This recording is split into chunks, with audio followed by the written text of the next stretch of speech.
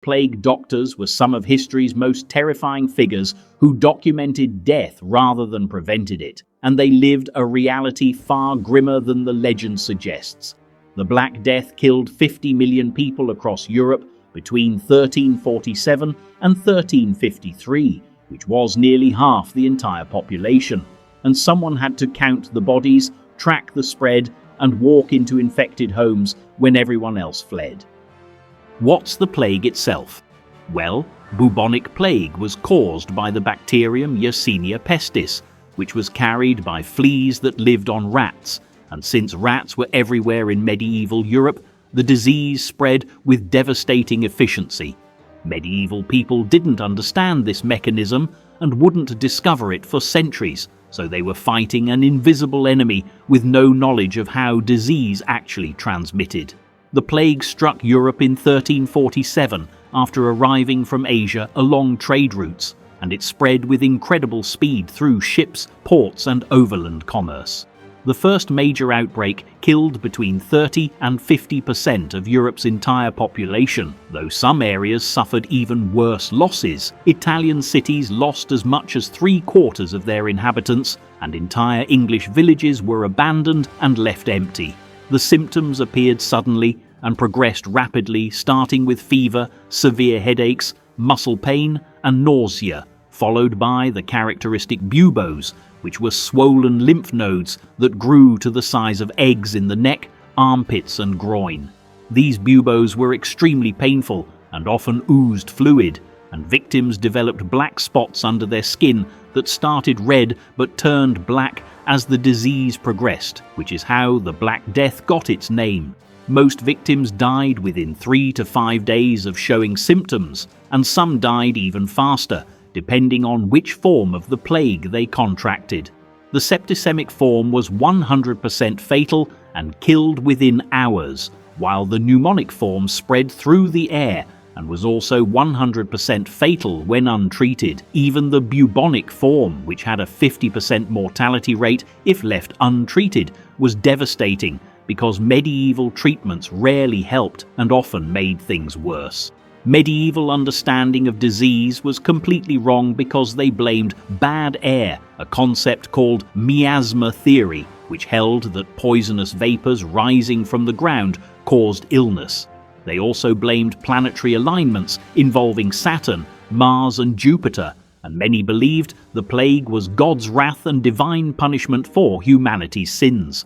While they noticed the disease spread from person to person, they didn't grasp the actual mechanism of contagion or understand disease transmission through vectors like fleas and rats.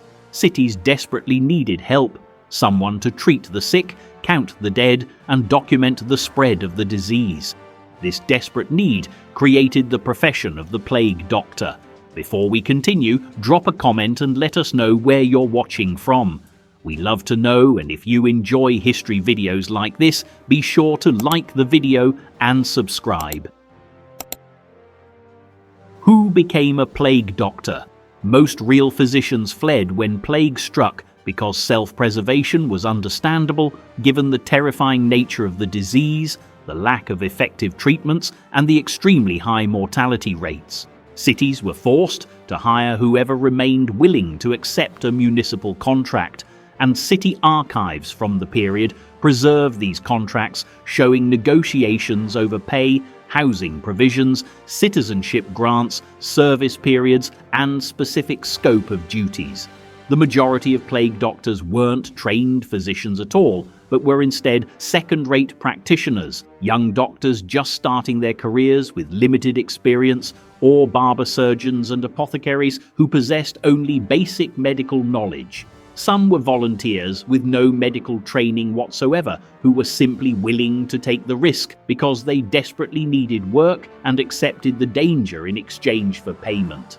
In France and the Netherlands, plague doctors were called empirics, which meant the established medical community didn't recognize them as having legitimate training, and instead they worked based on experience, trial and error, and whatever practical knowledge they could acquire.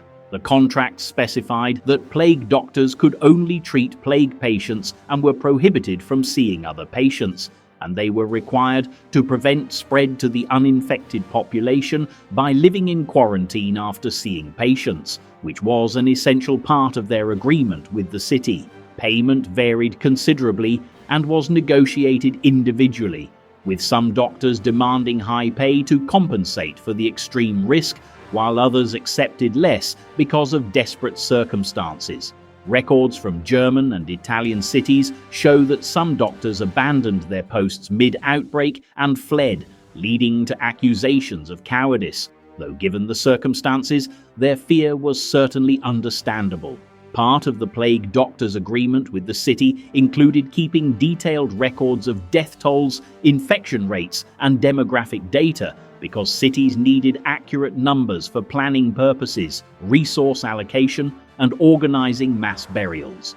They also witnessed wills and gave advice on proper conduct before death, which was important given the medieval fear of mors improvisae, unexpected death before receiving confession and forgiveness, so plague doctors helped patients with their spiritual preparation. The infamous costume and equipment. The famous plague doctor costume actually appeared much later than most people realize.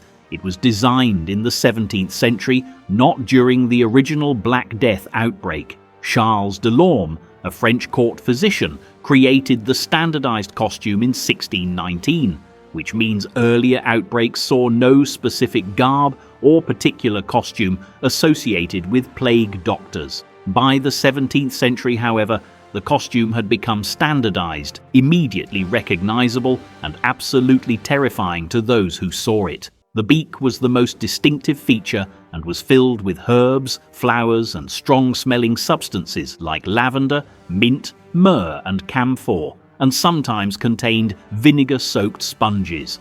The theory was that these aromatics would block miasma and bad air, thereby keeping disease away from the doctor. And while this theory was completely wrong, the long beak, which measured 6 to 8 inches, or sometimes even longer, created distance that kept the doctor away from the patient and provided unintentional protection against droplet transmission.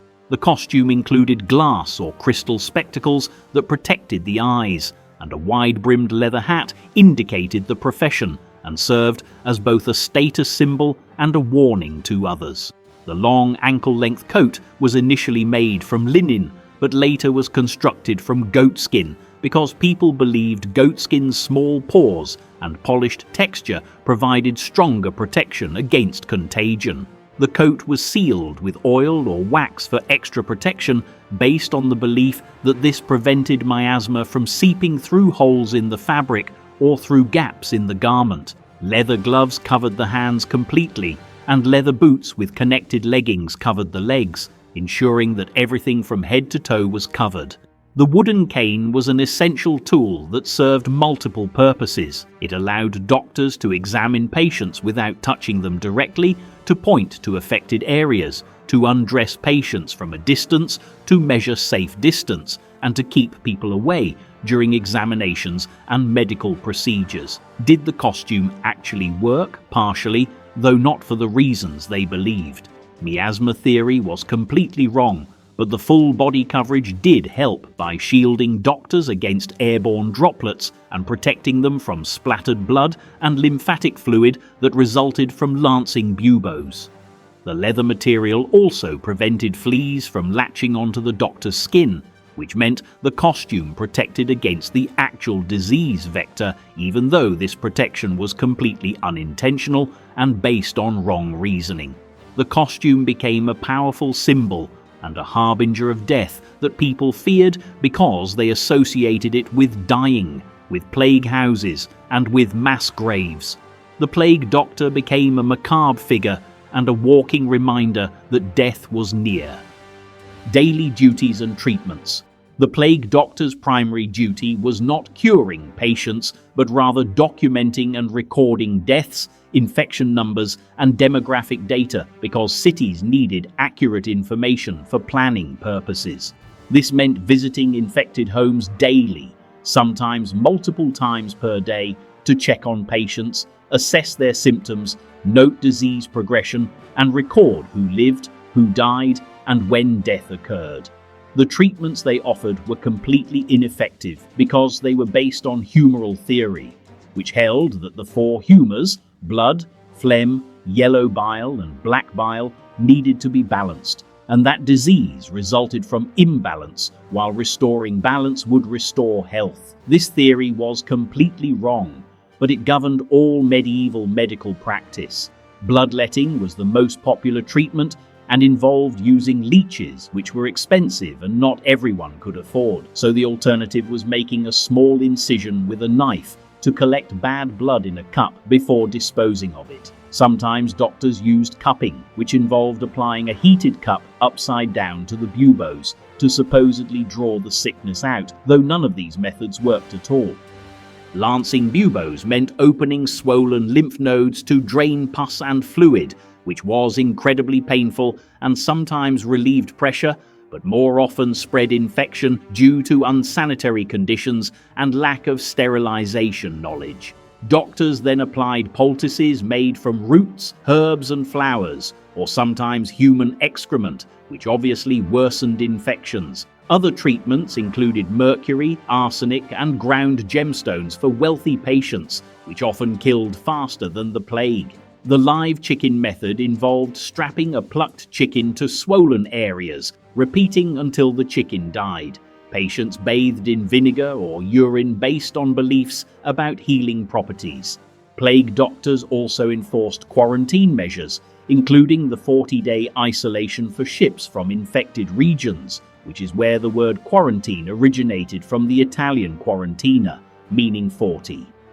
Survival rates and social status. Plague doctor mortality rates aren't well documented, but the job was extremely dangerous given their regular exposure to infected patients and dead bodies. The costume did offer more protection than ordinary citizens had through coverage and distance. Social status was complex. Communities needed them desperately, but also feared them as reminders that death was imminent. Some plague doctors were respected for dangerous work, while others were viewed as money seekers charging for false cures. Guy de Chauliac, considered the father of Western surgery, worked through the Black Death in Avignon in 1348 as papal physician. Unlike most physicians, he didn't flee, and he documented his experience in a treatise that became standard reference. Plague doctors became symbols of terror, though reality was worse than legend. They walked into death daily, documented horror and rarely saved lives, yet their records proved valuable for understanding disease spread. Medieval medicine was wrong, but plague doctors tried with limited knowledge when most real doctors fled. If this opened your eyes to the reality of plague doctors, hit that like button and subscribe for more history. The real stories, not sanitized versions. Thanks for watching.